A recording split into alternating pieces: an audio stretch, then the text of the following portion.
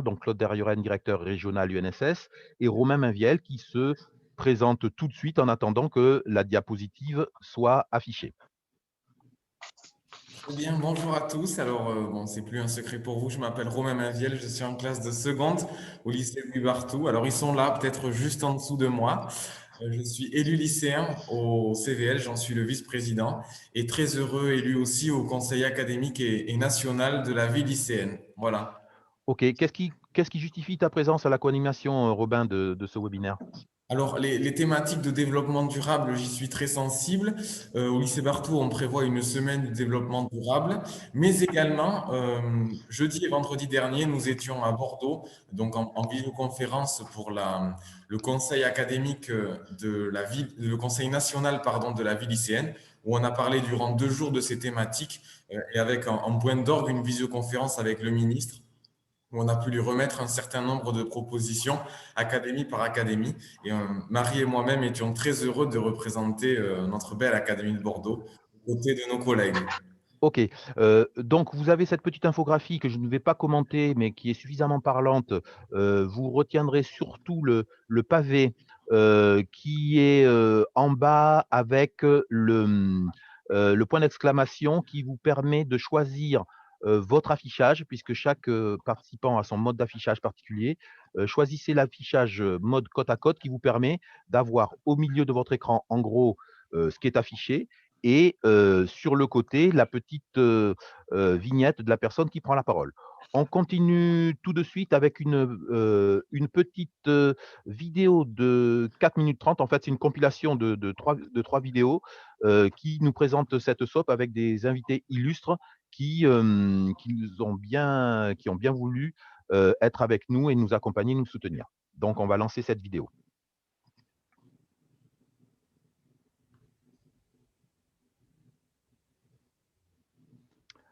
Ça arrive juste le temps qu'on partage l'écran et qu'on lance.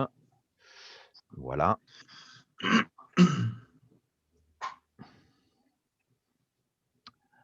Donc j'en profite pour vous présenter, également nos invités, puisque nous aurons alors la vidéo va être en plein écran. Hop là, hop, hop, hop. Voilà, le son va arriver dans quelques instants. Il n'y a pas de souci. Le son n'est pas activé, Christian. Si tu peux nous le remettre. Des Voilà. valeurs. Très bon, excellent, c'est bon. OK.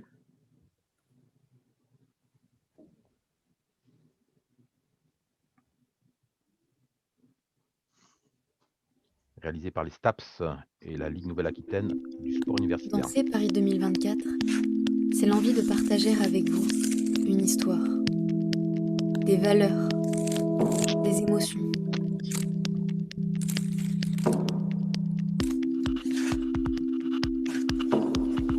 C'est construire ensemble notre héritage, bâtir des ponts entre des générations, des cultures, des corps.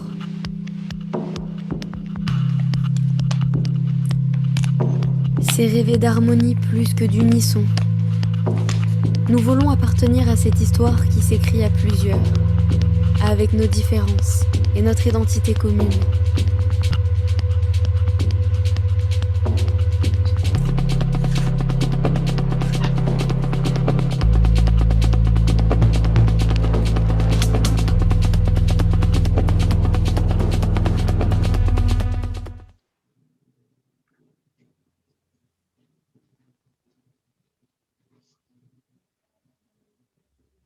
Chères collégiennes, chers collégiens, lycéennes, lycéens et peut-être aussi élèves du primaire des académies de Bordeaux, Limoges et Poitiers. Cette semaine olympique et paralympique, organisée par l'UNSS de Bordeaux et par le CROSS Nouvelle-Aquitaine, c'est votre semaine.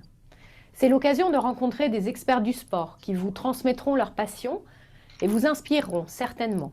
C'est aussi l'occasion de pratiquer un peu plus ou différemment une activité sportive dans vos établissements. Profitez de vos cours de PS, même si c'est uniquement en extérieur pour quelque temps. Et engagez-vous dans les associations sportives scolaires, à l'AS comme on dit, mais aussi dans les clubs sportifs. Ils vous attendent.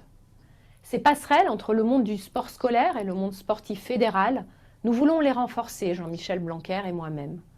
Parce que le sport, c'est un équilibre, une soupape pour vous défouler. Et c'est aussi un moyen très efficace de rester en bonne santé. Profitez aussi de ces possibilités pour vous engager en tant que bénévole, volontaire, arbitre, dirigeant. Le sport, c'est une chance pour vous. Je tiens à remercier vos enseignants d'EPS, vos chefs d'établissement, présidents d'AS, vos directeurs d'école, de se mobiliser et d'encourager cet élan vers Paris 2024 pour que nous tous devenions plus sportifs et en meilleure santé. Vous êtes la génération 2024, alors montrez la voie. Je vous souhaite une excellente semaine olympique et paralympique. Et n'oubliez pas, faites du sport.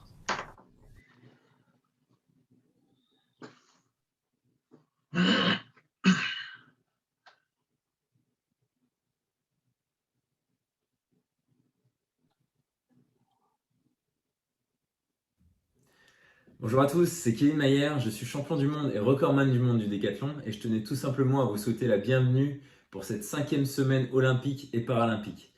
La crise sanitaire nous a fait nous rendre compte de l'importance du sport dans nos sociétés, pour notre santé, pour notre bien-être. Le mouvement est quelque chose de primordial pour l'être humain et on s'en est rendu compte avec le confinement. Personnellement, le sport a toujours été une grande partie de ma vie. J'ai toujours rêvé d'être aux Jeux Olympiques. Et maintenant, je rêve d'être champion olympique. Si je devais donner un conseil personnel, ce serait de faire du sport pour le plaisir et non pas pour la performance, car pour moi, la performance vient avec le plaisir. Pour les jeunes, profitez du sport à l'école. Peut-être qu'un jour, vous découvrirez votre passion à travers ça. D'ailleurs, je tiens à remercier tous les acteurs responsables du mouvement de l'éducation par le sport, notamment les professeurs de sport. Merci pour votre passion et merci pour votre engagement. Je vous donne rendez-vous très bientôt aux Jeux Olympiques de Tokyo notamment, mais surtout aux JO de Paris 2024, car ce sera une grande fête du sport et je vous donne tous rendez-vous là-bas. Bonne journée à tous et à bientôt.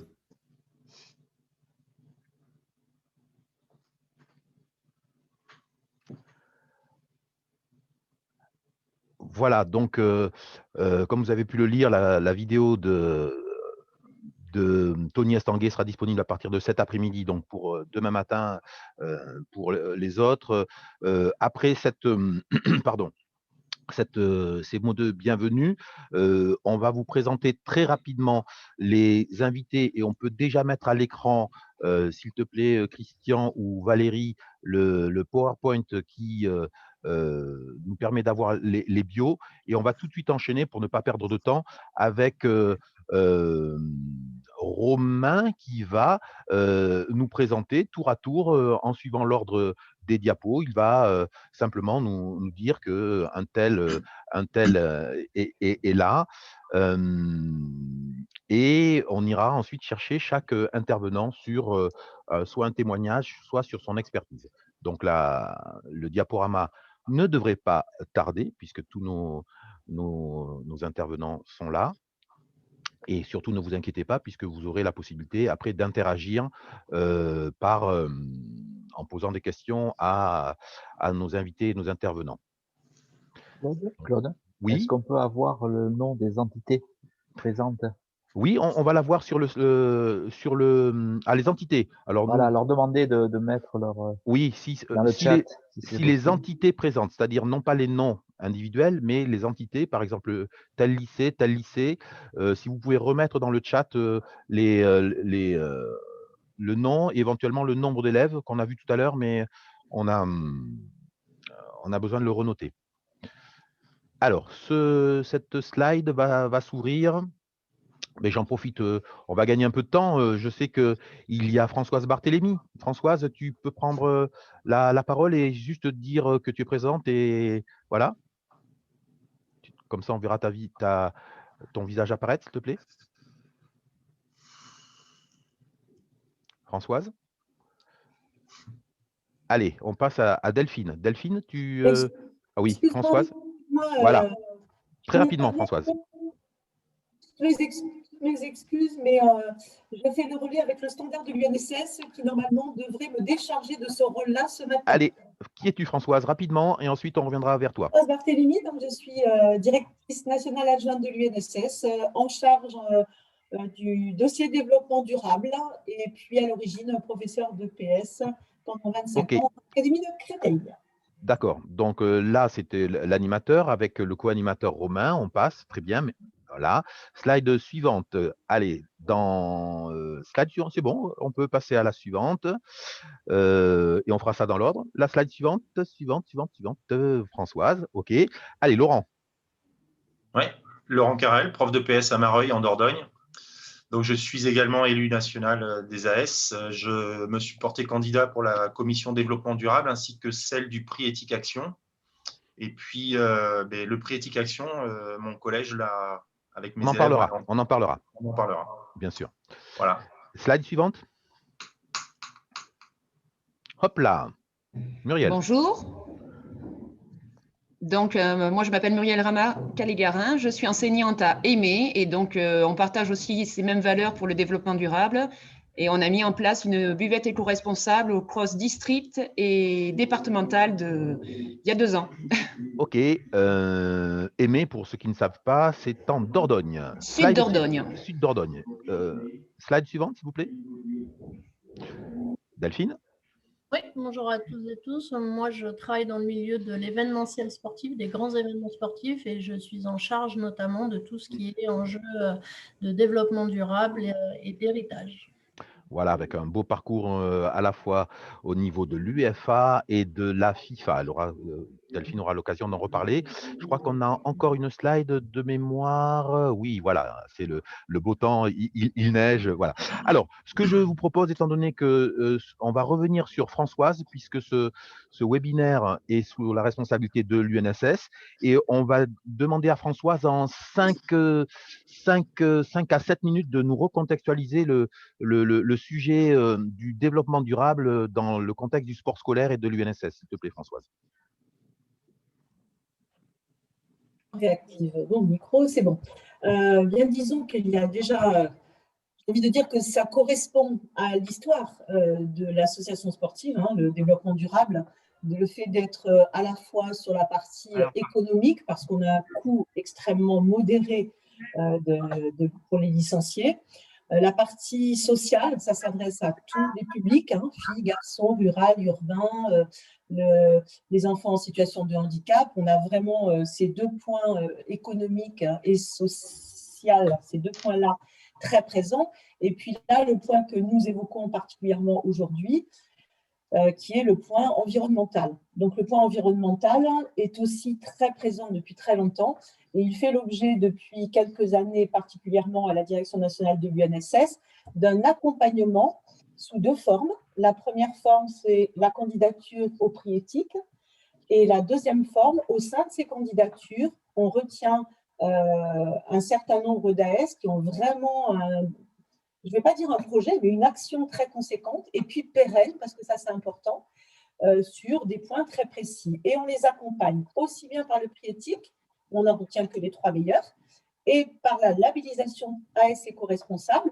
où on peut labelliser les 3 premiers, bien sûr, du prix éthique, mais aussi 10, 15, 20, 30 AS, en donnant en apportant une dotation financière qui est censée féliciter l'AS, reconnaître cet engagement, mais aussi l'accompagner dans d'autres actions, voilà, dans d'autres projets. Nous avons à l'UNSS, bien évidemment, beaucoup de biais par lesquels nous pouvons travailler sur cette thématique environnementale. Je vais en citer quelques-uns très rapidement, et quand je devrais m'arrêter, Claude, tu me coupes, hein. Donc, ça peut être aussi bien, là c'est un clin d'œil à Laurent, ça peut être aussi bien par l'apiculture et une solution pour ouvrir les enfants sur l'extérieur de l'établissement, sur le milieu aussi naturel, sur des relations avec des partenaires. Les goûters de l'AS travaillent sur le zéro déchet, les produits locaux aussi, les circuits courts. Ça peut être également la découverte du milieu naturel dans sa globalité, son histoire, son patrimoine, sa richesse. Également, la façon de généraliser la gourde de l'AS, c'est quelque chose vraiment qui, pour moi, tient de l'obsession, plus de bouteilles plastiques, et puis avoir toujours avec soi une gourde et boire de l'eau, parce que c'est quand même la meilleure façon de s'hydrater pendant et après l'effort. Le ramassage des déchets, beaucoup de plus en plus font ce ramassage des déchets, mais je pense qu'il faut que ça aille beaucoup plus loin que ça, c'est-à-dire voir pourquoi il y a autant de déchets, peut-être travailler avec les municipalités, avec les installations sportives pour savoir s'il y a des poubelles en nombre suffisant, est-ce qu'elles sont bien placées, est-ce qu'il y a du tri, enfin voilà. Ensuite, ça peut être aussi la restauration scolaire, travailler avec la cantine, avec l'intendance, parce qu'on peut améliorer bien évidemment beaucoup de choses et puis mettre en avant les circuits courts, l'économie locale. La compensation carbone. Tout le monde à l'UNSS depuis des années cherche à minimiser les coûts, les transports, le matériel, le prêt, la location. Ça, c'est vraiment important. Mais on ne peut pas se passer de transport. Alors, j'ai envie de dire, en ce moment, c'est ralenti, mais on va revivre un jour quand même. Hein, ça, c'est au bout du tunnel. Et de ce fait, la compensation carbone tient au fait de se dire que tous les kilomètres qui sont faits, si on ne peut pas faire autrement, même en mutualisant, il faut qu'il y ait une compensation. Alors, ça va être du plugging, hein, ramasser des déchets. Ça va être aussi faire don de matériel encore en bon état, de vêtements. Ça va être également une petite minute, s'il te plaît. Une petite minute encore. J'ai presque fini. Organiser des masterclass. Donc là, après ce webinaire, il faut que ça fasse des petits. Et moi, je suis à disposition sans aucun souci. Planter des arbres, planter des arbustes, recréer un milieu vraiment, j'entends Laurent avec la pluie qui tombe, les arbustes, les haies, tout ce milieu-là est indispensable aussi pour retenir cette eau. Et ça, c'est important. Et pour finir, les référents des co-délégués, dont on reparlera peut-être à l'AS, mais aussi dans chaque classe, parce que ça fait partie de la demande du président du NSS en début d'année. Voilà. Mais la transition est toute trouvée, puisque Romain est éco-délégué même à un haut niveau, et c'est Romain qui prend la parole maintenant. Effectivement, mais maintenant, on va peut-être laisser la parole à Delphine Benoît-Mailloux, à qui on va demander de nous présenter son métier. Merci Romain. Oui, effectivement, donc moi je travaille dans l'univers des grands événements sportifs internationaux. Comme le disait Claude tout à l'heure, j'ai travaillé pour l'Euro 2016 et pour la Coupe du Monde féminine dernièrement. Et donc, mon rôle au sein de ces comités d'organisation, c'est principalement de s'assurer que l'événement qui est de base un événement donc, qui crée des déchets, qui a un impact négatif sur l'environnement, minimise au maximum son impact et anticipe aussi des solutions pour réparer cet impact une fois parti sur le territoire. Donc, on travaille avec l'ensemble des acteurs en lien avec l'événement, notamment les sites. Donc, pour moi, c'était des stades de football où on organise les événements et les matchs des différentes compétitions. Et on travaille également avec l'ensemble des acteurs du territoire pour trouver une logique notamment dans tout ce qui est mobilité douce, la favorisation des transports en commun, le développement de flottes de vélos aussi pour les personnes qui travaillent au sein du comité d'organisation, puisque quand on organise un événement dans une ville, on arrive bien longtemps, plusieurs mois avant le début des matchs. Et donc, ces équipes qui grossissent, qui peuvent être d'une dizaine de personnes au départ jusqu'à 100, 200 personnes pendant l'événement, se déplacent aussi pour préparer l'organisation et la livraison de l'événement. Et donc, on avait l'habitude avant d'avoir des flottes de véhicules mis à disposition pour ces équipes-là. Et bien, désormais, il y a des flottes de vélos pour que le personnel du comité d'organisation se déplace également à vélo. Ça fait du bien à la planète, mais aussi à ce personnel-là, puisqu'il fait de l'activité sportive. Et donc, on travaille vraiment avec l'ensemble des acteurs locaux pour trouver des solutions et participer aussi, nous, à développer un comportement beaucoup plus responsable au sein de ce type d'organisation. Alors, ne vous inquiétez surtout pas, vous aurez l'occasion de poser des questions. Donc, je propose d'abord les interventions de chacun. Je pense que Delphine sera interpellée au vu du niveau auquel elle intervient. Romain, s'il te plaît.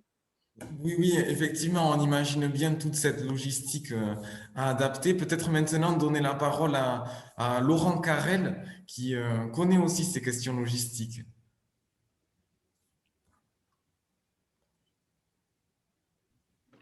Oui, alors bonjour à tous. Donc, je présente mon projet.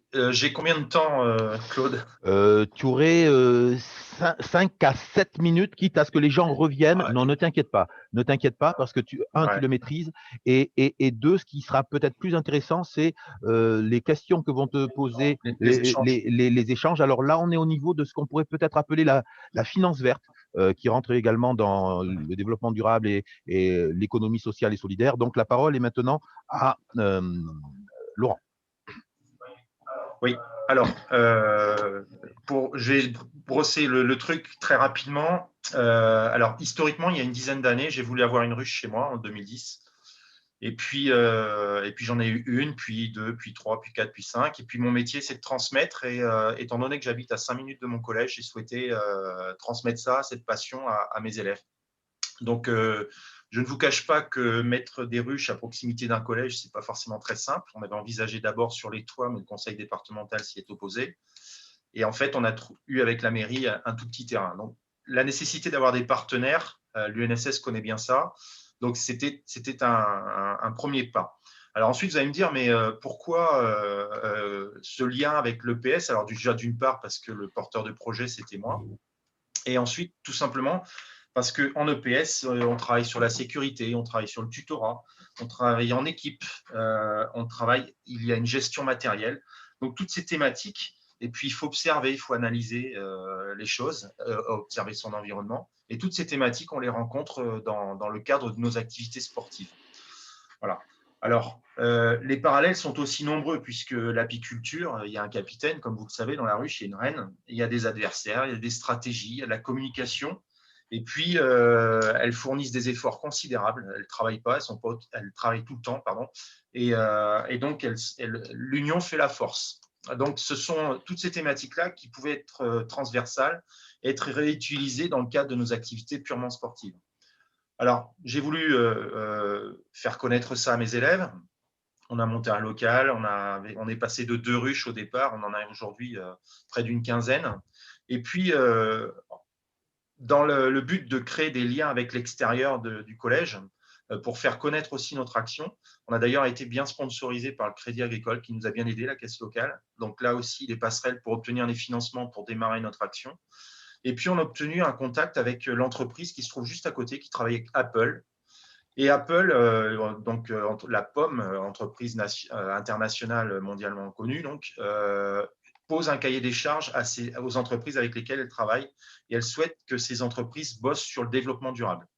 Alors, ils ont mis des panneaux solaires. Bon, voilà, très bateau, très bien, ça marche. Et puis après, le directeur de l'entreprise, qui se trouve à 400 mètres de notre collège, a souhaité mettre des ruches. Et là, dans le comité directeur de l'entreprise, il y a une maman dont j'ai eu les enfants en cours, dit « mais je connais quelqu'un qui pourrait s'en occuper ».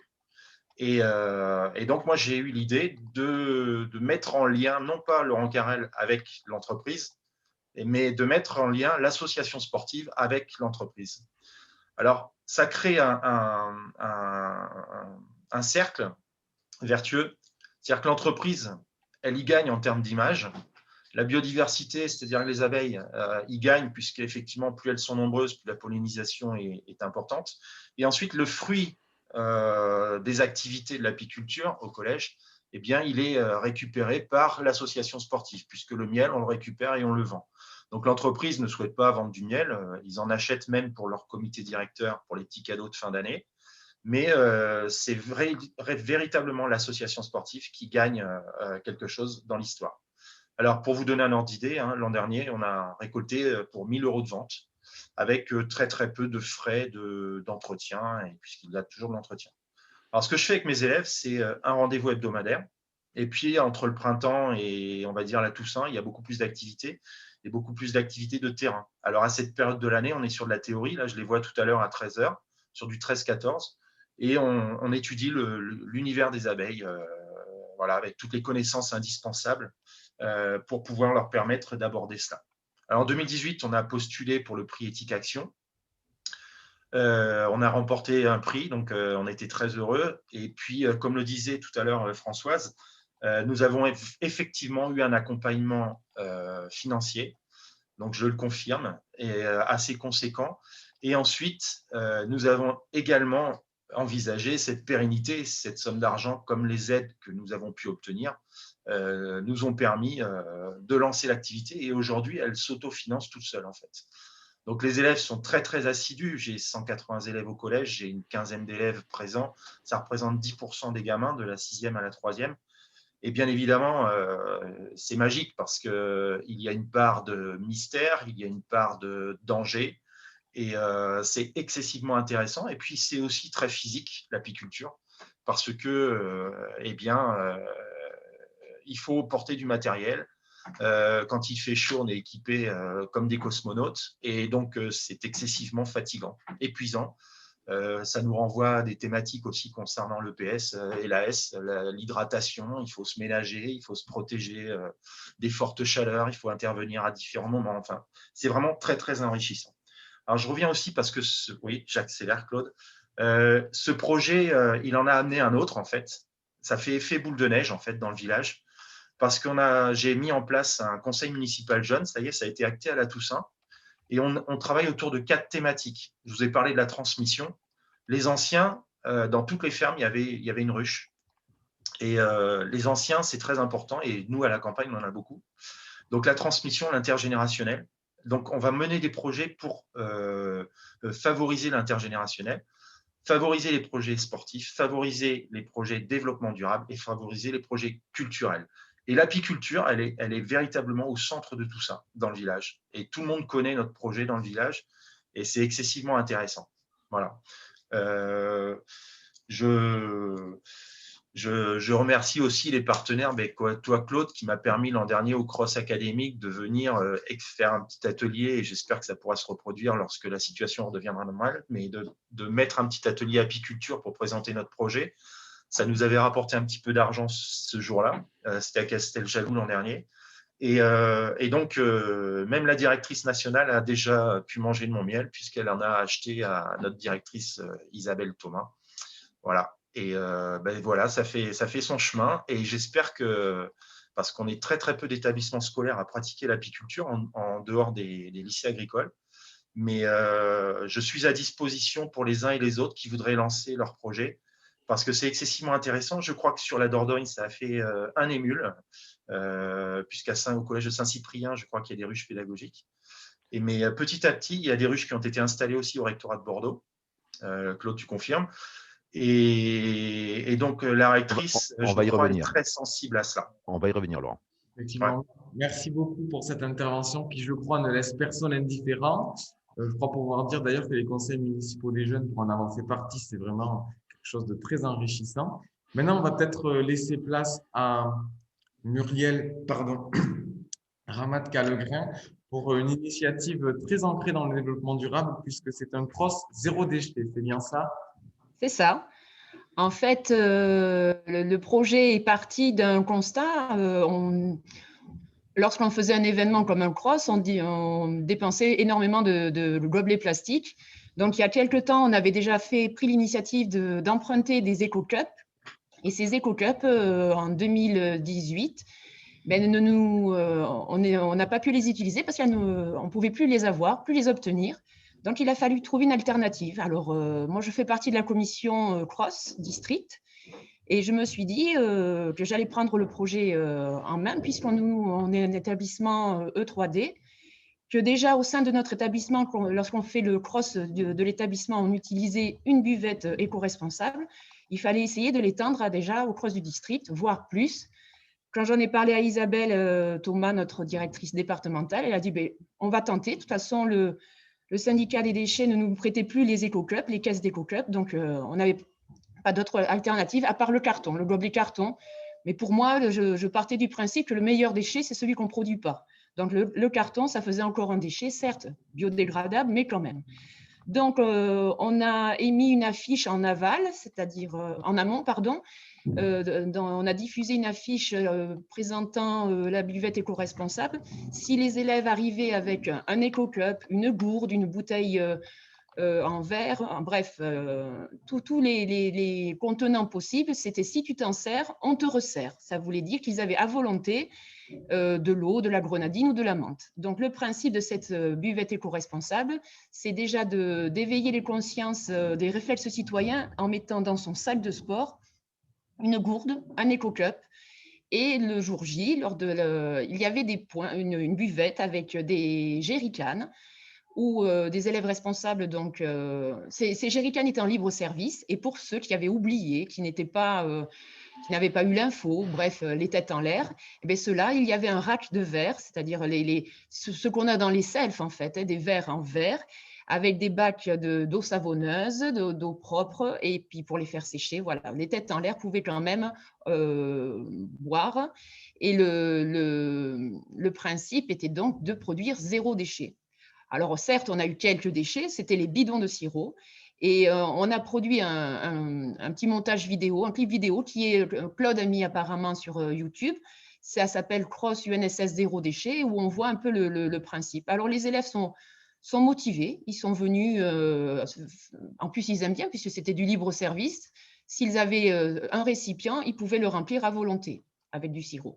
Et les autres, se sont pliés un peu à la règle du jeu. J'ai oublié, donc je prends un verre en verre, je me sers et je le lave aussitôt. Ça a eu un très bon accueil et on espère qu'au sein d'autres établissements, ça peut faire boule de neige aussi. Donc cette expérience de district, on l'a reproduit au départemental. Et j'espère que ça reviendra. Bon, là, c'est un peu difficile avec le contexte, mais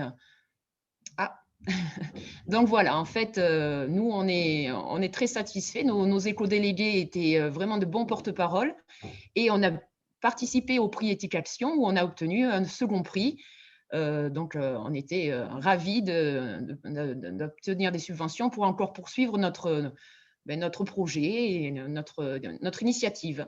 Voilà, en gros, mais c'est vraiment faisable. C'est vraiment, une fois qu'on a investi dans le matériel, on a 6 jerrycans, donc on avait 2 points buvettes, des bacs, j'avais emprunté le rack de verre au self, on a eu 0 casse, 0 perte de verre, donc vraiment c'est complètement envisageable pour n'importe quel événement, pas seulement un cross, ça peut être aussi un autre événement. Voilà, je pense que, après si vous avez des questions, je peux développer davantage, mais je vous ai résumé notre projet. Notre maître de cérémonie va reprendre la main. Très bien, merci beaucoup. Et d'ailleurs, on ne doute pas du fait que cette intervention et ces pratiques nouvelles et innovantes ne laisseront pas indifférente Delphine Benoît Mailloux. Peut-être est-ce que vous voulez rebondir sur le sujet avant qu'on ne passe aux questions-réponses et à la diffusion du clip en question du cross? Alors, je me permets juste, et ça nous fait bien plaisir, puisque je vois une classe qui vient d'apparaître, c'est le collège Rosa Bonheur. C'est Rosa Bonheur, alors il y en a beaucoup, c'est celui de Bruges? Oui, avec un pouce. Est-ce que vous pouvez simplement mettre dans le chat, et je pense que c'est Madame Lefranc, la principale, nous dire combien d'élèves il y aurait, c'est pour nos petites statistiques. Ou si vous voulez juste prendre la parole, nous dire un petit coucou, nous sommes tant, en débloquant votre micro, et ne vous inquiétez pas, la visio est enregistrée. Allez, Madame Lefranc, un petit coucou et le nombre d'élèves? À 29, voilà, c'est marqué, elle maîtrise. Oui. Très bien. Bonsoir, bonjour. Alors, effectivement, nous sommes 29 et là, vous n'avez pas une classe, mais vous avez les éco-délégués de 6e, 5e, 4e et 3e. Voilà. Je pense qu'on va peut-être leur demander alors une petite contribution, si Romain me le permet tout à l'heure. Et je vais aller chercher le lien du clip de Muriel, sauf si tu l'as, Muriel, sous la main, que tu me le mettrais dans le chat, de façon à ce que on… Non? Sinon, je peux le trouver? Ok, je m'en charge. On passerait peut-être… alors, ce que je propose, c'est que, en attendant que non pas nos intervenants, mais que nos participants préparent des questions, Madame Lefranc, si vous voulez bien donner la parole à un éco-délégué pour qu'il nous dise en collège qu'est-ce que c'est que d'être éco-délégué et comment, qu'est-ce que je fais au sein de mon établissement. Et je vais mettre le lien du clip. Voilà. Allez, bah ouais. Enzo, oui, c'est toi. Enzo ou toi, je ne sais pas. Allez, viens, il faut que tu viennes. Alors, est-ce que c'est allumé ou pas? Ouais. On y voit, il n'y a pas de souci. Vous nous voyez, vous nous entendez? Oui, oui, oui. Bon, bah, je vous en envoie un qui était l'année dernière au Conseil départemental des jeunes. Il cumule. Je vous le rapproche du micro. Absolument, on le voit avec son sweat, ses 2 petites ficelles qui pendent. Voilà. Et là, on voit son oreille, il a une superbe oreille droite. Allez, tu te présentes et tu nous dis en quoi consiste ton rôle, s'il te plaît? Ils m'entendent là? Oui, oui. D'accord, pardon. Donc, bonjour, je m'appelle Enzo Lelandais, je suis un élève de 3e D au Collège Rosa Bonheur de Bruges. Et du coup, je vais vous expliquer ce que c'est être éco-délégué. On t'écoute. Donc, pour moi, c'est une personne qui va, comment dirais-je, proposer des choix pour rendre son établissement plus responsable. C'est quelqu'un qui va voter des idées, donc avec plusieurs personnes, comme là, on voit avec la classe, sur comment améliorer notre établissement scolaire. Alors, l'améliorer dans quel sens, s'il te plaît? Le rendre plus écologique et durable. D'accord, donc ça veut dire mettre une station-service à 2 pas, utiliser dans des emballages plastiques, non, ou à la cantine, faire en sorte de générer le plus de restes possible? Dans quel secteur ça s'actualise tout ça? Non, justement, pour la cantine, le rendre, comment dire, limiter le plus de gaspillage. Pour l'établissement lui-même, le rendre plus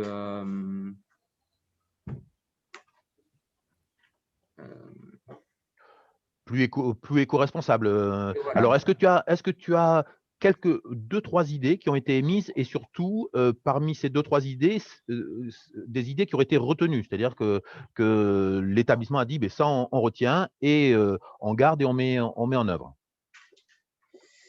Alors, on avait gardé l'idée de faire pousser des arbres dans notre établissement. De sensibiliser les élèves du collège à être plus responsables, enfin éco-responsables. Et puis recycler le papier, donc les photocopies et puis autres qu'on utilise dans les classes, le jeter. Et puis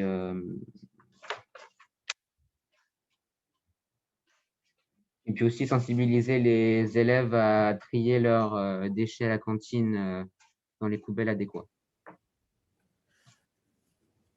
Effectivement, merci beaucoup. Je crois que le micro de Claude Derrioren est coupé, on le voit parler, mais…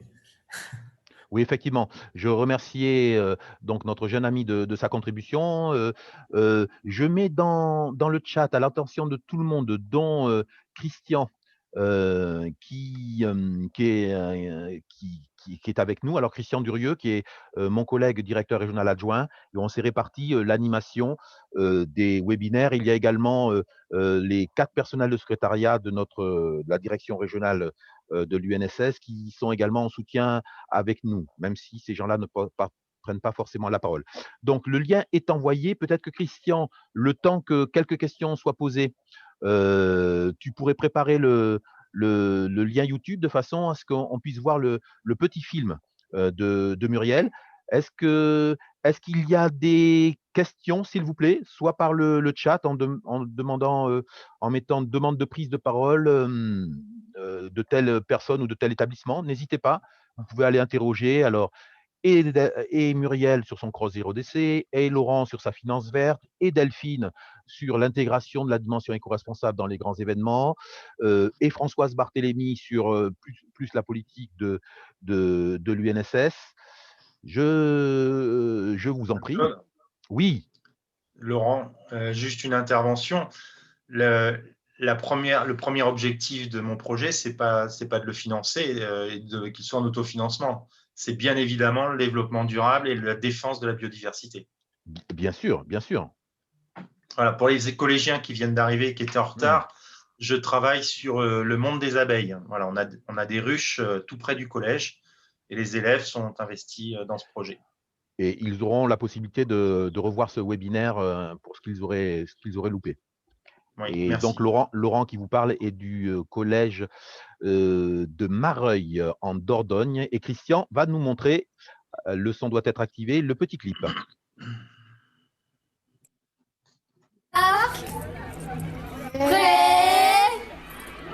Recycler. Bonjour, je me présente Recyclo, l'unique sac de déchets de la buvette éco-responsable du CROSS du district de Bergerac. Et pour mieux comprendre, remontons le temps.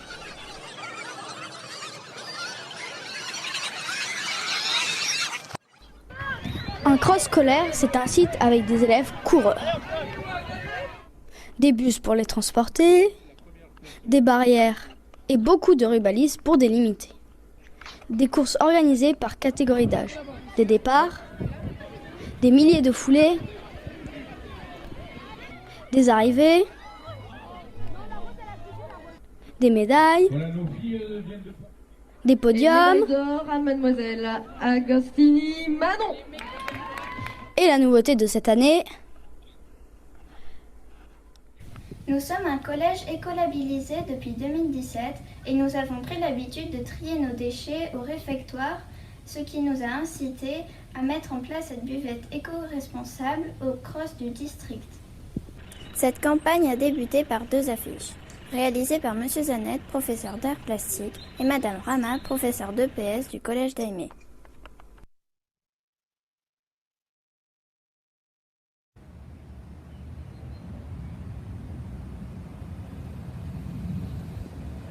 Une buvette éco-responsable consiste en fait à mettre à disposition des jerrycans qui serviront à volonté tous ceux qui auront emmené une éco-cup ou une gourde.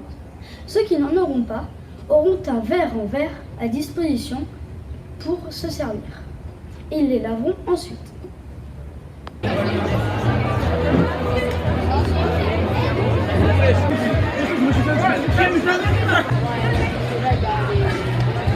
Pour moi, c'est devenu un réflexe d'avoir ma gourde dans un sac de sport. Apparemment, tu as oublié ta gourde? Oui, mais j'utilise un verre en verre, comme ça, je ne gaspille pas.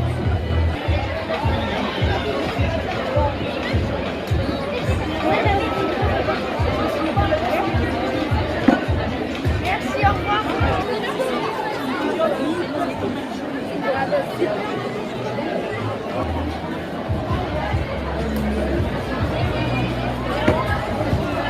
C'est devenu un peu un réflexe.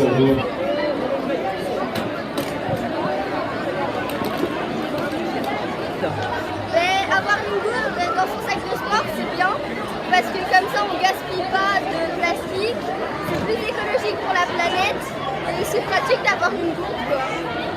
L'eau, elle se renverse pas et c'est plus écologique. Grâce à la buvette éco-responsable, on a réussi à économiser 750 gobelets en plastique. Bilan de cette journée sportive, des souvenirs, des courbatures. Et moi, un sac jaune composé essentiellement de bidons de sirop. Rendez-vous l'année prochaine en espérant que grâce à vos réflexes, je conserverai le même tour de taille.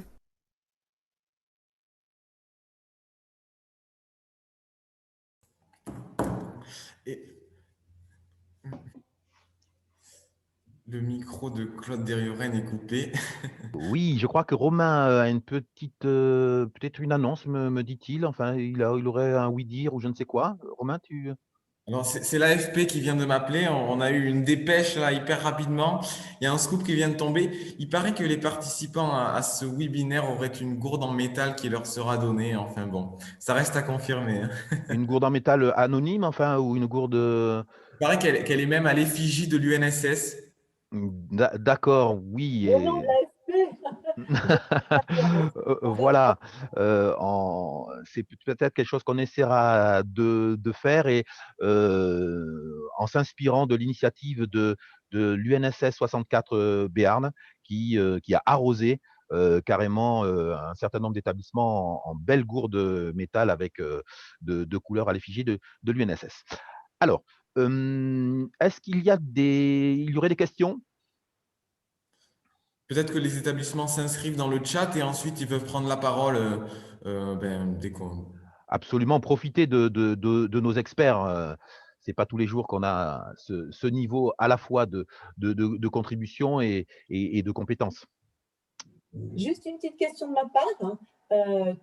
À chaque fois que quelqu'un parle d'une action, on a toujours l'impression que les gens culpabilisent d'avoir juste fait ça. Mais je veux juste dire qu'on est tous des petits colibris, et vous connaissez tous l'histoire du petit colibri qui fait sa part. Si tout le monde fait la sienne, on va faire des choses magnifiques. Et ma question serait, est-ce que parmi les élèves présents qui ont déjà fait des choses et qui, j'imagine, ont plein d'idées, est-ce que certains pourraient dire en quoi ils aimeraient faire des choses, mais ils ont l'impression que soit c'est infaisable, soit ils n'ont pas les moyens en tant que jeunes de le faire. Quel serait leur rêve, mais un rêve accessible, bien sûr. Alors, pour information, pour nos amis, les aider. Voilà. pour information, pour nos amis du collège de Rosa Bonheur de Bruges, la personne qui vient de parler est Françoise Barthélémy, qui est directrice nationale adjointe de l'UNSS, donc elle nous parle de Paris, et elle a en charge, entre autres, ce qu'on appelle des dossiers transversaux, c'est-à-dire en plus des dossiers sportifs, des dossiers sur des thématiques spécifiques. Et une des thématiques qu'elle porte, c'est le développement durable. Et nous avons une question de notre ami Antoine ou Tonin, je ne sais pas comment on l'appelle dans le privé, du lycée Louis Barthou de Pau. Et nous avons également le collège Picard, mais auquel on donnera peut-être la parole après. Alors, Antoine? Il y a le son. Oui. Moi, c'est Antoine du lycée Louis Barthou. Et en fait, je voulais savoir de quelle manière vous avez été sensibilisé au sujet du développement durable. Parce que nous, on a des conférences assez souvent, des discours d'adultes qui nous renseignent par rapport à ce sujet-là. Mais moi, je voulais savoir de quelle manière vous avez été sensibilisé à ce sujet-là. Voilà. À qui s'adresse ta question, s'il te plaît?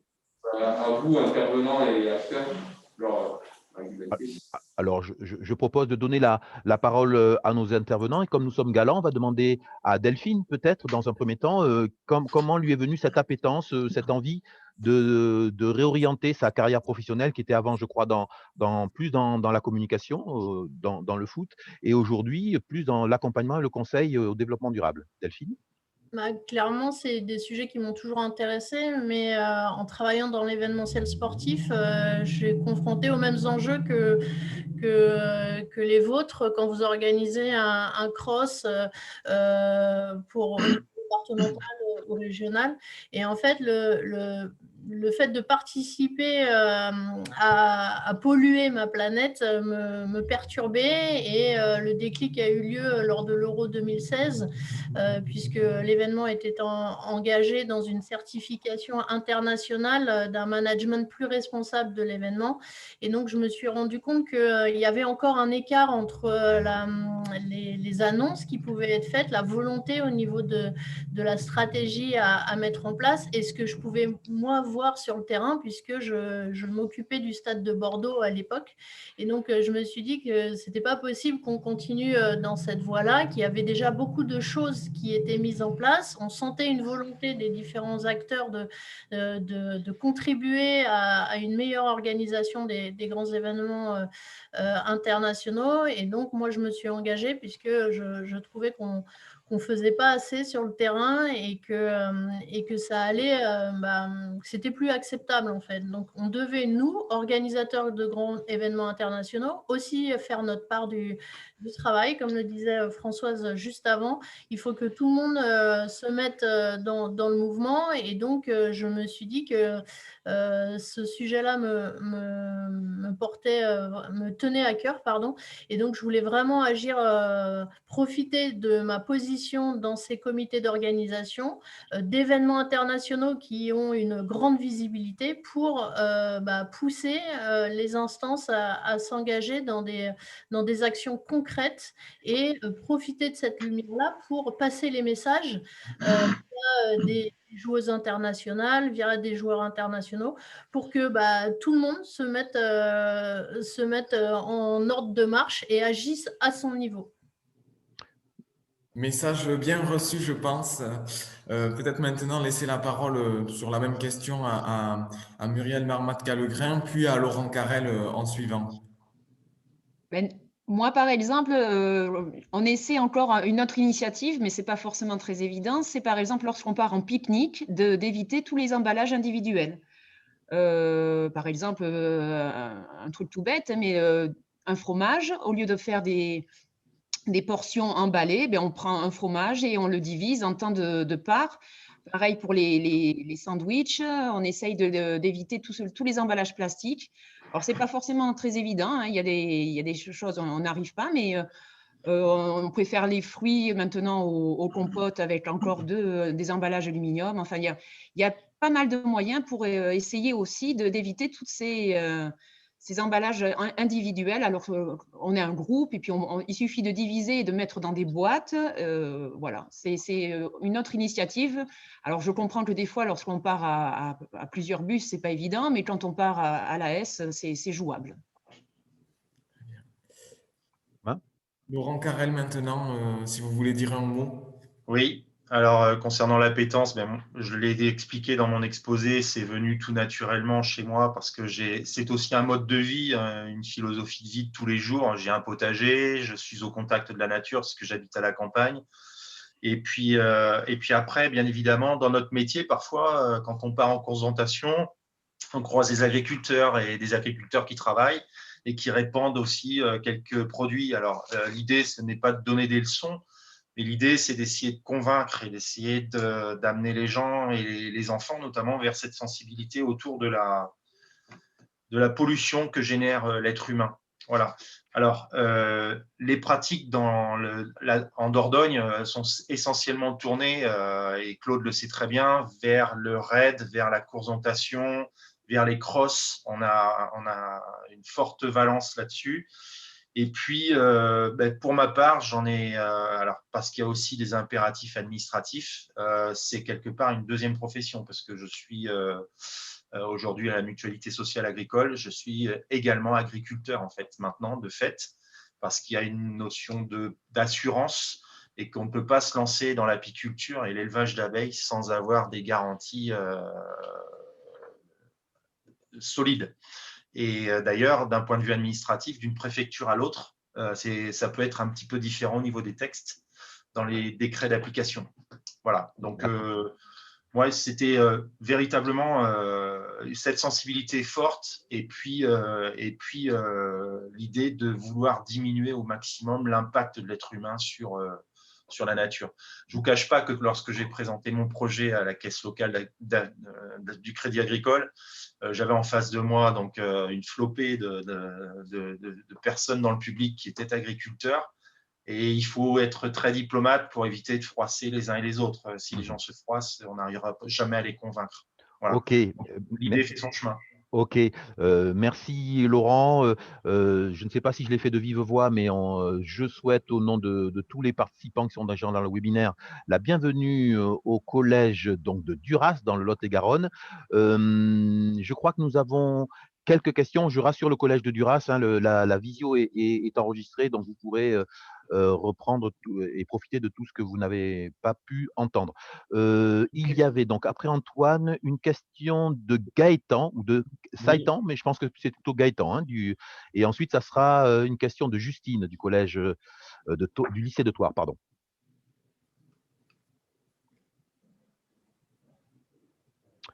Gaëtan. Gaëtan, donc c'est donc le collège Rosa Bonheur, mais je crois qu'il se levait tout à l'heure. D'accord, Rosa Bonheur de Bruges.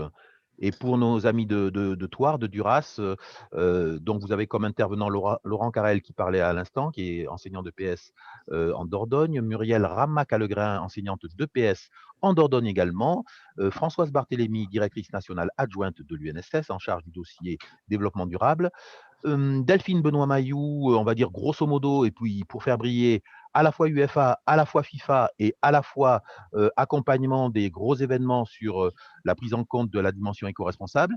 Et nos amis du collège Rosa Bonheur, sont-ils là? Sinon, nous passerons au lycée Jean Moulin de Thouars. Allez, eh bien, on passe au lycée Jean Moulin. Et alors, c'est moi qui prends la parole pour les élèves parce que Bien sûr. la disposition fait que c'est complexe. Donc, j'ai 2 questions. Donc, Justine qui demandait s'il était possible d'installer des ruches sur le toit d'un lycée. Et une autre question, elle voulait bien savoir si c'était eux, les élèves, qui manipulaient les ruches et sur quel temps scolaire, entre guillemets, avaient-ils appris à le faire. Donc, voilà, je repose des questions qui ont été abordées. Merci. Alors, merci pour ces 2 questions. Alors, je l'ai dit en préambule dans ma présentation, initialement, j'avais pensé, puisqu'on a sur notre établissement scolaire des toits qui sont plats, alors il y avait un danger pour les élèves, puisqu'effectivement, la possibilité d'une chute, et ensuite la proximité de la cour, en sachant que, a priori, ça n'est pas dangereux. Aujourd'hui, dans les villes, les grandes villes, il y a des ruches sur les toits, et à partir du moment où l'espace est dégagé devant elles, il n'y a strictement aucun risque pour des gens qui évoluent en bas. Bon, le conseil départemental a voulu se couvrir et j'ai eu la chance d'avoir un maire très compréhensif qui a mis à disposition un petit terrain qui se trouve vraiment à 20 mètres de la cour d'école, mais qui est en même du collège et qui est en même temps inaccessible aux élèves. Bon, voilà. Alors oui, les élèves participent et oui, les élèves ouvrent les ruches. Donc j'ai parlé de tutorat dans ma présentation. Les élèves qui avaient emporté le prix Éthique Action étaient ceux qui avaient démarré en 2014 le projet. Donc, ça fait aujourd'hui 6 ans que cela dure. Donc, on a parlé de pérennité et aujourd'hui, ça se perpétue. Et donc, les élèves de 3e qui ont accumulé cette formation durant 4 ans, parce qu'en général, quand ils mettent le doigt dedans, ils reviennent sans difficulté. Et en fait, ils prennent en charge les autres élèves. Et moi, je ne suis là que pour contrôler en fait ce qui se dit, ce qui se fait. Et je vous parlais de capitainerie, de tutorat. Et en fait, les élèves sont littéralement coachés par les autres. Alors ça aussi, au niveau de la prise de responsabilité, c'est excellent, de la prise de décision. Et je ne vous cache pas que c'est super agréable à voir parce qu'ils sont passionnés. Et vous n'imaginez pas la tête des gamins quand on ouvre pour la première fois une ruche et que l'on sort un cadre. Vous le voyez sur YouTube tous les jours, mais si vous le voyez de visu, c'est très, très impressionnant et c'est très agréable. Voilà. Alors, le contexte fait qu'on n'a pas pu se réunir dans une salle pour discuter de tout ça, mais je vous êtes donc privé d'une petite dégustation, ce qui avait été le cas pour les membres du jury du prix Éthique Action. Alors, merci. Donc, Delphine Benoît-Mailloux doit nous quitter parce qu'elle vient d'avoir, je te redonne la parole, un appel de l'école de son fils et c'est la période des petites maladies et elle doit nous quitter. Je remercie encore une fois Delphine qui répond toujours présent sur tous les événements que l'on organise. Delphine va juste nous faire un petit coucou avant de nous quitter. Oui, désolée, il faut que j'aille le récupérer à l'infirmerie. Mais juste pour vous dire que tous les sujets que vous abordez au niveau du collège et votre implication vous serviront plus tard dans votre parcours professionnel. Donc, je vous incite vraiment à vous engager comme sur ce projet de cross zéro déchet ou encore sur ce projet apiculture, puisque ça va vraiment vous donner une plus-value très intéressante sur le monde du travail par la suite, parce que vous aurez vraiment expérimenté et participé à des projets très intéressants et parfois on oublie de le valoriser, mais toute l'expérience que vous accumulez lors de ces initiatives, valorisez-le.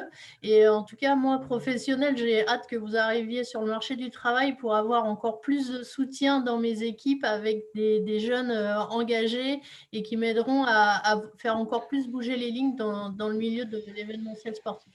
Et ce que Delphine vous dit, ce n'est pas de la blague, puisqu'on a eu le plaisir, Delphine et moi, d'être dans le staff et dans le noyau dur, on peut dire même, de l'organisation de l'Euro 2016 à Bordeaux. Et il y avait une cellule, une commission développement durable. Et avec Delphine, on a fait passer des entretiens pour recruter des bénévoles au vu de leur parcours, de leur engagement, de la valorisation de leur expérience. Mais des jeunes, des moins jeunes ont pu participer et contribuer à la réussite de l'Euro 2016 sur le site de Bordeaux et ailleurs. Donc, Delphine, on te libère, tu feras une bise à ton petit et on sait que… Juste oui, Laurent. Claude, pour revenir sur la question de Justine, c'est la région qui gère les lycées. Et il faut qu'effectivement le CVL, donc le Conseil de la vie lycéenne, propose ce projet à son conseil d'administration, que le conseil d'administration valide et qu'ensuite il fasse la demande au conseil régional. Alors, avec l'expertise de Romain, qui est CAVL, conseiller académique vie lycéenne, et même CNVL, conseiller national, et qui est en lien et avec le conseil académique de la vie lycéenne, donc le rectorat et la région, on aura un ambassadeur. Je donne la parole peut-être à Clara du collège Rosa Bonheur, qu'on a peut-être retrouvé. Alors, En fait, voilà, c'est bon. J'ai une question pour les abeilles. Parce que tout à l'heure, on parlait des abeilles et qu'il y avait des enfants qui ouvraient les cages des abeilles, mais c'est pas dangereux avec les piqûres d'abeilles. Alors, ça n'est pas succès, Laurent. Quel succès, Laurent. Ah, oui, mais merci les élèves. Mais en même temps, moi, j'ai aussi beaucoup de questions à répondre quand je suis avec eux. Et ils sont effectivement passionnés. Alors, ça n'est absolument pas dangereux parce que, je l'ai dit tout à l'heure, pour lancer l'activité, il nous fallait une petite somme d'argent. Donc, le collège a initié le mouvement et ensuite, on a trouvé un partenaire, la mairie, qui nous a trouvé le terrain. Et ensuite, on a trouvé le Crédit Agricole qui nous a permis effectivement d'acheter du matériel. Et moi, j'ai fourni les abeilles. Voilà. Effectivement, ça coûte un petit peu cher, mais en procédant de manière astucieuse, on arrive toujours à s'arranger. Et donc, les élèves sont équipés de la tête aux pieds, bien sûr. La tenue d'un apiculteur, il y a une vareuse et ils ont cette espèce de voile au-dessus devant eux et qui leur interdit d'être piqués. Ensuite, moi, il m'arrive de me déplacer comme ça au milieu de mes ruches sans être équipé, mais on acquiert une connaissance de ce milieu, on acquiert aussi par l'observation, on arrive à savoir si les abeilles peuvent être dangereuses ou pas. Alors effectivement, il ne faut pas trop aller les déranger. Et donc, il y a des circonstances météorologiques. Quand il fait orageux, il ne faut absolument pas les déranger. Et puis après, quand il y a la présence de prédateurs comme le frelon, vous l'avez tous entendu parler du frelon asiatique, eh bien, elles sont agressives, elles sont sur la défensive. Donc là, il faut effectivement faire très attention. Et bien évidemment, je ne mets pas mes élèves en danger, mais quelle que soit l'activité, lorsque vous faites de l'escalade avec votre prof de PS, vous êtes parfois perché à 10 mètres de haut et il n'y a aucun danger objectivement. Subjectivement, vous pensez qu'il y a du danger. Objectivement, il n'y en a aucun. Très bien. Merci beaucoup. J'espère que tu as eu ta réponse. Et on reste au collège Rosa Bonheur avec la question d'une autre éco-déléguée, si je ne dis pas de bêtises, qui s'appelle Juliette. C'est à toi. Ah oui. C'était une question, mais vous faites quoi avec les abeilles? Alors, excuse-moi, si je peux me permettre, Juliette, il y a eu un exposé avant, mais on va quand même donner la réponse à Laurent qui va faire un exercice de style parce qu'il parle beaucoup et il va synthétiser en une minute le pourquoi des abeilles, le pourquoi du miel, mais tu retrouveras tout le descriptif de son projet dans la visio qui a été, la présente visio qui a été enregistrée. Laurent, tu as une minute, on va voir si tu es digne de ma confiance. Alors, je voulais sensibiliser mes élèves à la biodiversité et aux menaces qui pèsent sur les abeilles. La pollution, j'en ai parlé, les prédateurs, les parasites, les maladies. Donc, je voulais, parce qu'elles sont pas en voie de disparition, mais elles sont très menacées. Et donc, j'ai voulu créer un rucher au collège. Voilà. Alors maintenant, les élèves, durant l'hiver, il y a de la théorie, c'est-à-dire qu'on apprend ce que c'est que l'univers des abeilles, on apprend où placer un rucher, on apprend la sécurité, comment on s'équipe, quel est le contenu d'une ruche, comment elles vivent. Et ensuite, donc, on passe à la pratique à partir du moment où il fait beau. Et donc, il y a un moment très intéressant dans la vie de l'abeille, c'est l'essaimage. Et ça arrive en avril et en mai. Et en mars, on commence à ouvrir les ruches pour voir si elles sont en bonne santé, si elles ont bien passé l'hiver. Ça va, Claude? Bravo Laurent, tu as fait 55 secondes, tu es très très fort. Formidable. Romain, puis je pense que s'il n'y a pas d'autres questions, on clôturera avec une dernière diapo que l'on va vous mettre à l'écran. Romain, je crois qu'il y a quelqu'un qui souhaite prendre la parole, me semble-t-il. Alors, peut-être, pardon, sur le lycée Barthou, la classe, je ne sais plus les 600 combien, vous êtes 603 peut-être. Est-ce que les éco-délégués veulent bien prendre la parole pour donner la nature de leurs actions un petit peu? Oui, on vous voit faire coucou là-bas. On vous écoute. Quoique j'aurais pu venir vous voir, on est dans la salle à côté, mais… Allez, une intervention, oui, voilà. Ah, ils sont 600, effectivement. Très rapidement, donc Jean-Louis Touré, prof de PS au lycée Bartou. Je voulais insister aussi sur le fait que l'éducation à l'environnement et au développement durable, c'est aussi une éducation quelque part à la citoyenneté, à la solidarité. Et nous, c'est plutôt l'axe sur lequel on a beaucoup travaillé ici au lycée depuis plusieurs années, avec, pour exemple, un projet qu'on a mené l'an dernier lors du confinement, qui était de demander aux élèves de courir et d'enregistrer leur parcours via une application, de nous la renvoyer, et en fonction des kilomètres cumulés, en fait, on a reversé 50 centimes par kilomètre parcouru par les élèves depuis notre caisse de l'AS pour la recherche contre le Covid-19. Voilà. Donc ça, c'est aussi un exemple concret, parce que depuis le début, on parle beaucoup de liens entre l'homme et la nature, et je comprends, l'environnement durable, ça part de là, mais c'est aussi l'environnement durable, c'est aussi privilégier les liens entre les individus, la nature et les individus entre eux et les systèmes économiques et sociaux, quoi. Voilà, donc on est un peu sur cette thématique-là, donc je vais juste témoigner de ça, mais on aura l'occasion de présenter ça plus en détail mercredi après-midi, je crois. Ok. Si vous en êtes d'accord, sauf s'il y a d'autres questions, nous pouvons continuer. Nous allons mettre à l'écran, mais on va faire différemment. Christian, qui m'entend, est-ce que tu peux nous remettre à l'écran la petite diapo de l'infographie, tu sais, celle qui a les petits pictos et que tu as avec toi? Une chaise tranquille. Oui, il y a une question. Non, c'est un micro qui est ouvert. Si tu peux nous remettre l'infographie, Christian, de façon à ce que on puisse montrer également autre chose dont je voulais parler, notamment à destination et des intervenants et des participants. Voilà. Ah, c'est Valérie, super. Donc, c'est le document numéro 2, SOP Presse Infographie, s'il te plaît, Valérie.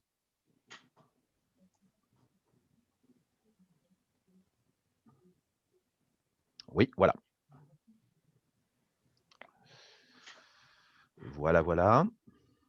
Ça va s'ouvrir. Donc, vous allez avoir le document qui a été projeté au début, qui est un peu le descriptif. Pardon, excusez-moi, Claude. Moi, je le vois sur mon écran, mais je ne sais pas si vous le voyez. Alors, on ne le voit pas. Je pense qu'il faudrait que tu choisisses de partager le document lui-même et peut-être pas ton écran. Je pense que c'est ça. Sinon, ce n'est pas grave. Tu peux, si tu n'y arrives pas, enfin, si ça ne fonctionne pas, je veux dire, tu reviens, Valérie Leroc. C'était simplement, on va arrêter là. À commencer. Voilà, le voilà. Merci Valérie. Alors, si tu peux descendre un petit peu au niveau de, voilà, ici. Donc, nous allons donc nous arrêter là, simplement pour vous dire que sur cette semaine, avec chaque demi-journée, des webinaires sur différentes thématiques, comme celle-ci aujourd'hui, nous avons plus de 40 intervenants. Nous avons, si vous le souhaitez, et je pense que certains d'entre vous l'ont fait, télécharger une petite application pour smartphone qui vous permet d'avoir tous les renseignements dans votre smartphone, notamment les bios des intervenants, leurs photos. Et juste à côté du smartphone, Valérie, si tu peux décaler pour aller sur le diplôme, là, tu as la main sur le diplôme. On fera parvenir aux enseignants, donc les enseignants qui sont là, et si vous voulez bien écrire dans le chat pour que nous puissions la récupérer, votre adresse mail dans le chat actuellement, pour que soit Christian, soit une de nos collaboratrices puisse récupérer ça. Nous allons vous envoyer le diplôme en version Word, de façon à ce que vous puissiez écrire directement sous forme de publipostage, enfin comme vous voulez. Vous aurez ce diplôme-là, et nos intervenants aussi auront un diplôme, les remerciant de leur engagement, d'être auprès de nous, d'avoir été auprès de nous, et peut-être qu'on leur fera même une petite licence UNSS virtuelle, enfin facsimilé de licence à nos intervenants pour les remercier. Si tu peux arrêter le partage, s'il te plaît, Valérie. je vous propose de nous arrêter là. On va pour une dernière fois passer la parole aux intervenants. Alors là, je vois qu'il y a des mails qui sont en train d'être mis. Alma, une question, c'est possible, mais bien sûr, Alma, on est dans les temps. On est dans les temps, il n'y a pas de souci. Et on donnera ensuite la parole à chacun de nos intervenants pour qu'ils concluent simplement en nous faisant un petit coucou et ce sera Romain qui donnera la parole. Alors, il nous manque des mails, s'il vous plaît, mais on sait qu'on a le mail du Collège Rosa Bonheur. Alors, Alma. En fait, bonjour, je suis Alma de la 5e A et je voulais proposer quelque chose. Pour moi, où on gaspille le plus, c'est la cantine. Et pour moi, c'est le plat où on mange le moins. Et si on peut réduire la quantité par rapport aux élèves qui n'aiment pas, quoi, un petit peu, mais pas tout enlever, quoi. Ok. Alors, Alma, ce que j'ai envie de dire, merci pour ta contribution déjà. Tous ces webinaires de toute la semaine, ils sont plus orientés sport et sport scolaire. Donc, moi, j'ai bien envie de proposer à ton établissement d'essayer de réfléchir avec les éco-délégués sur une proposition qui pourrait être faite aux établissements scolaires lorsqu'ils vont en sortie UNSS pour voir comment on pourrait faire en sorte de réduire les déchets sur nos sorties UNSS quand l'établissement prépare les goûters, enfin les pique-niques. Les pique-niques, donc tu vois, prendre cette idée de restauration scolaire du midi, mais comme sur les sorties UNSS, parfois, il y a nécessité d'avoir un pique-nique, peut-être de voir si vous ne pourriez pas nous proposer un petit poster ou une petite fiche qui donnerait des idées aux autres établissements, aux autres AS, pour bien gérer à la fois la composition et peut-être éviter des déchets. Bon, voilà. Alors, il nous manque David Picard du collège Lucien Sigala. OK, je crois qu'il nous en manque un ou deux. Romain, tu fais le tour de nos invités pour qu'ils nous fassent leur petit mot de fin de webinaire. Très bien, très bien. Alors, le mot de la fin, on va peut-être commencer par Muriel Ramat-Callegrin. Un petit mot pour conclure. Écoutez, j'espère que tous ceux qui ont suivi ce webinaire et puis d'autres prendront le même chemin pour continuer à favoriser le zéro déchet ou le développement durable. Et j'espère que ça fera boule de neige et qu'il ne faut pas se sentir… c'est toujours, quand on a envie, on peut toujours réaliser ce qu'on a envie de faire. Voilà, ce n'est pas insurmontable, c'est des petits efforts collectifs qui font qu'on fait… un grand projet, une grande et belle initiative. Voilà, c'est tout. Bonne journée. Merci beaucoup pour votre participation. Et puis maintenant, le mot de la fin de Laurent Carrel. Alors, déjà, je vous remercie tous de votre écoute. Je vais reprendre la thématique de ma collègue sur le chemin, parce que là où il y a une volonté, il y a un chemin. Certains m'ont peut-être pris pour un fou au début de mettre en relation les enfants et les abeilles. Et en fait, aujourd'hui, tous sont convaincus de l'intérêt. Et donc, si vous souhaitez, encore une fois, mener ce style de projet, je suis tout à fait à votre écoute. Je réponds aux mails, je suis disponible pour vous passer le témoin. Juste comme ça, pour information, en France, on produit 15 000 tonnes de miel par an et on en consomme 3 fois plus. Donc, on importe. Et croyez-moi, ce qui est produit chez soi, c'est toujours meilleur et on doit pouvoir y arriver. Voilà, c'est très simple. Et pour vous donner encore une petite idée, parce que tous ne sont pas professionnels, il y en a assez peu d'ailleurs en France, mais on revient vers ça en fait. Rien qu'en Dordogne, il y aurait, j'emploie le conditionnel, 1500 apiculteurs amateurs. Ce sont des gens qui ont 1, 2, 3 ruches dans leur jardin. Donc les choses reviennent, on revient vers la nature et l'épisode du Covid a aussi, je pense, bouleversé pas mal de choses. Voilà, merci à tous. Merci beaucoup donc pour cette visioconférence. Je crois qu'on va pouvoir conclure. Et puis, je vous remercie. Il y a aussi Françoise Barthélémy. Barthélémy. Pardon. Eh oui, Romain. Je dis n'importe quoi. Ah ben oui. Pas de souci. Non, la parole est à donner aux jeunes et aux enseignants, il n'y a aucun problème. Simplement, je n'ai pas la prétention de résumer, mais ce que j'ai entendu m'interpelle toujours beaucoup. Pour répondre, alors j'ai oublié les prénoms, que les élèves me pardonnent, par rapport à la cantine aux établissements scolaires. C'est une très très bonne idée. J'ai bien entendu que le plat principal était souvent trop copieux. Je vais essayer de récupérer un fonctionnement d'un établissement sur Clermont-Ferrand qui a organisé la cantine justement pour répondre à cette question-là. Donc, je vais essayer de faire une petite compilation des bonnes idées et éventuellement vous les faire suivre parce que ça peut donner suite aussi. Je pense que comme un jumelage d'établissements scolaires pourrait être intéressant. Pourquoi pas d'un collège, un maillage, à lycée, parce qu'on a des bonnes, j'aime pas le terme de bonnes pratiques, mais plein d'idées innovantes et il faut les partager parce qu'elles peuvent faire des petits. Ensuite, je ne peux qu'encourager les enseignants de PS et les élèves à pousser pour candidater au prix éthique parce qu'il y a plein de thématiques.